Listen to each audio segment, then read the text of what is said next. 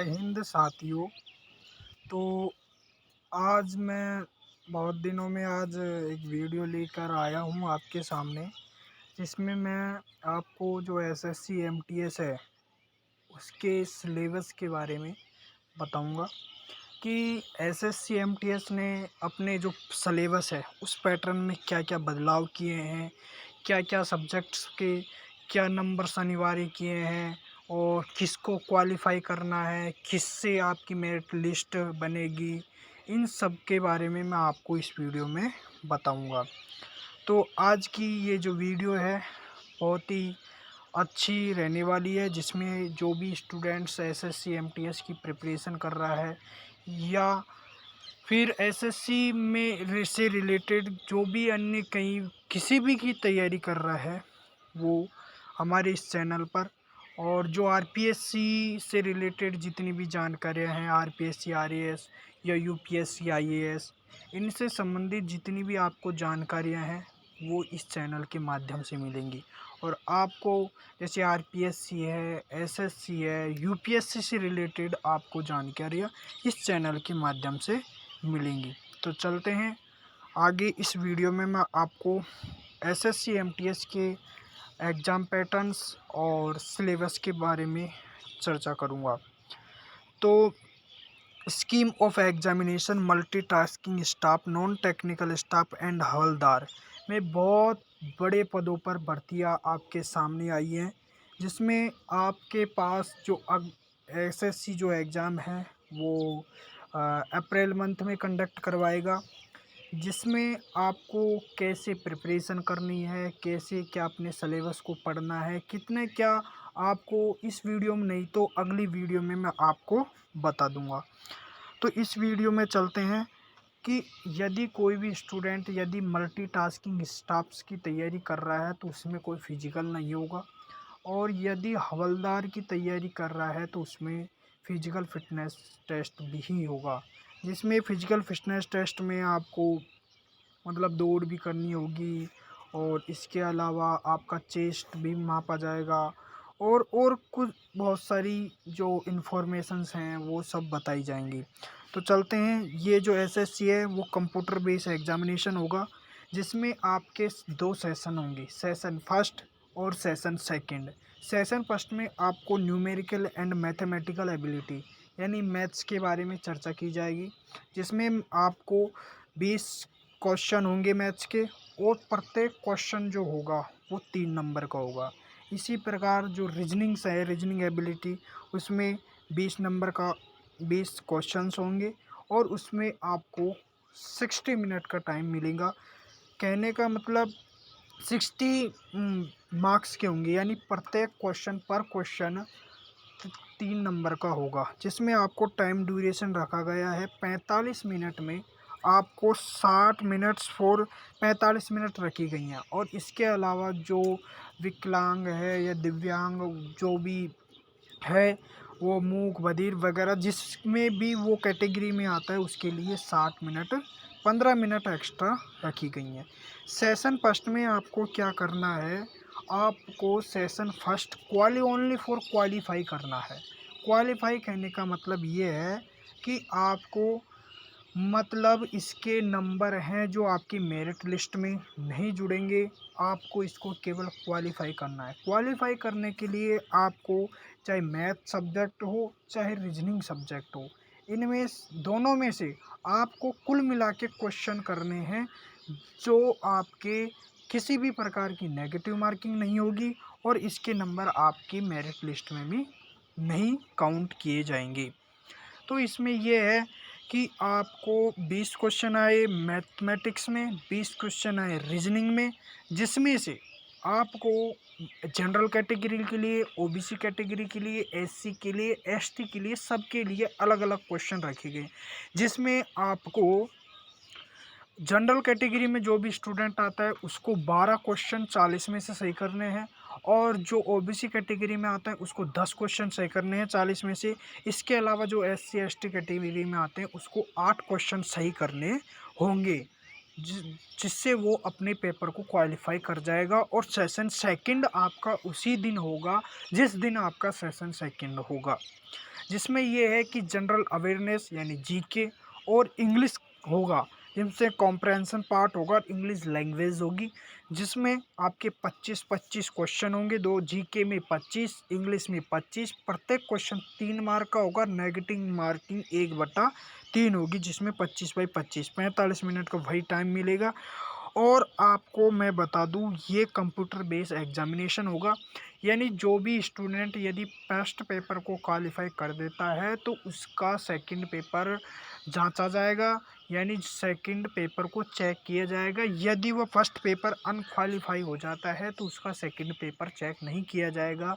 ये सख्त रूल दिया गया है। इसमें यह है कि आपको क्या करना होता है, क्या करना होगा। 1 महीने का टाइम बचा है आपके पास। इसमें यह है कि ज़्यादा आप इंग्लिश की जो ग्रामेटिकल पार्ट पोर्शन है और वोकेबलरी है, सिनोनिम्स है, एंटोनिम्स हैं, कॉम्प्रहेंशन पार्ट्स है, स्पेलिंग्स एरर हैं, सपोर्टिंग एरर्स हैं, और इसके अलावा वन वर्ड सब्स्टिट्यूशन है, इडियम फ्रेजेज हैं। ये कम से कम 6-7 टॉपिक्स हैं। ये 6-7 टॉपिक्स कब क्लियर होंगे, जब आप प्रीवियस क्वेश्चन पेपर को उठाकर देखो कि प्रीवियस क्वेश्चन पेपर में किस तरीके के क्वेश्चन पूछे जा रहे हैं। और मैं तो एक ही सलाह देता हूँ आपको कि आपको क्या करना है, आपको मतलब वोकैबुलरी पर ज़्यादा से ज़्यादा ध्यान देना है जो प्रीवियस आई हुई हैं।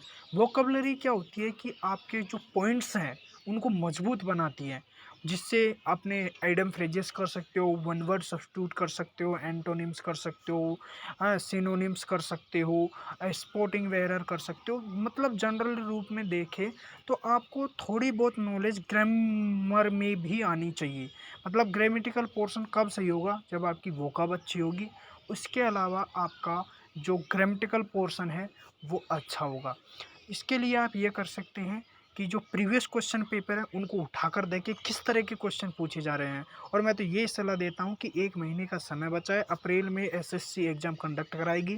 तो इसमें आपको ये करना है कि आपको सबसे पहले प्रीवियस क्वेश्चन पेपरों को सोल्व करें, और जनरल जीके के लिए प्रीवियस क्वेश्चन पेपर को सोल्व करने के बाद मतलब अभी इसमें सो देखो, जैसे न्यूमेरिकल एबिलिटी मैथमेटिक्स में तो ये दे रखा है कि it will be include question problem, जैसे एलसीएम अगर रिलेशन में हो गया, दशमलव हो गए। इसके अलावा आपको एवरेज, सिंपल इंटरेस्ट हो गया, प्रॉफिट लॉस लाभ हानि होगी, डिस्काउंट बट्टा वगैरह, एरिया क्षेत्रफल होगा, पैरामीटर हो गए, पैरामीटर मतलब वृत्त हो गया, व्यास होगा, क्षेत्रमिति होगी, क्षेत्रमिति से रिलेटेड जितने भी दूरी हो गई, लाइन्स रेखाएं होंगी, ज्योमेट्रिकल फिगर्स हो गई, ऑप्रिकेशन बोर्ड मास होगा, परसेंटेज होगा, रेशियो पोर्शन होगा।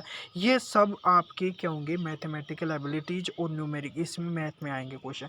इसके अलावा रीजनिंग में the question in the part intended to measure the candidates general learning ability, the question will be broadly based on alpha number base decoding analogy following direction similarities difference jumbling problem solving and analysis non verbal reasoning based on diagram as a calculus. मैं तो आपको एक ही सलाह देना चाहूँगा कि यदि math और रीजनिंग में से आपको 40 में से 10 क्वेश्चन सही करने हैं तो आप रीजनिंग पे ज़्यादा से ज़्यादा ध्यान दें। क्यों? क्योंकि रीजनिंग एक ऐसा सब्जेक्ट है जो मेंटल एबिलिटी पर डिपेंड करता है।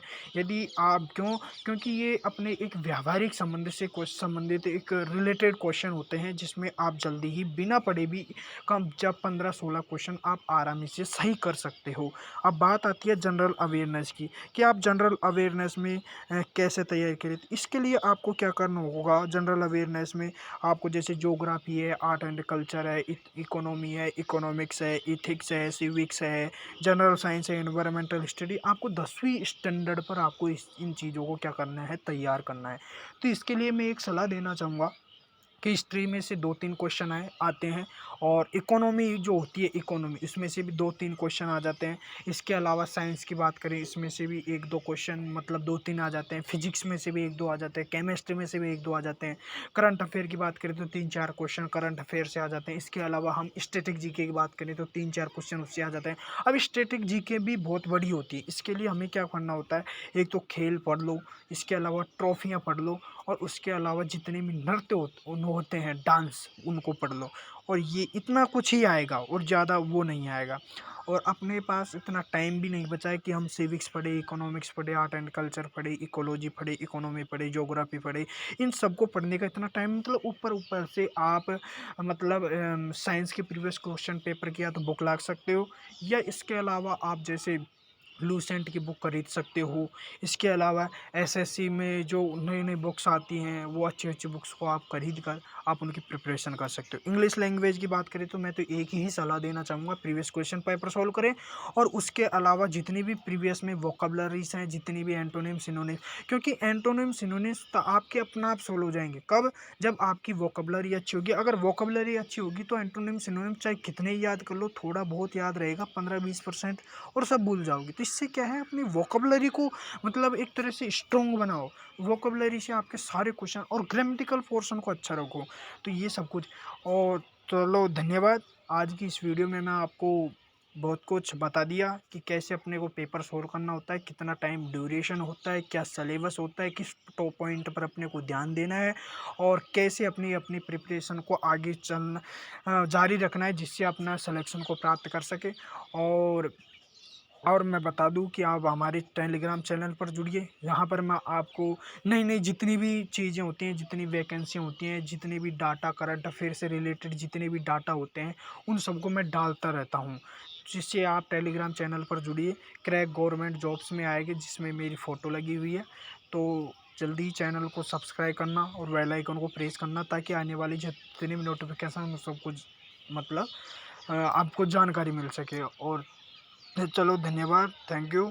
तो आज की इस वीडियो को यहीं समाप्त करते हैं, और अगली वीडियो में मैं आपको जो एसएससी एग्ज़ाम्स होंगे उनके पेपर के रिव्यू बताऊंगा, प्रीवियस क्वेश्चन पेपर के बारे में बताऊंगा कि कैसे अपने को टाइम को, अपने टाइम सबसे बड़ी चीज़ होती है टाइम, उस टाइम को मतलब कैसे बचा के रखना है, उस टाइम रहते हुए अपने पूरे पेपर को सॉल्यूशन करना है। उन सब के बारे में मैं आपको इस चैनल के माध्यम से, चलो धन्यवाद, थैंक यू।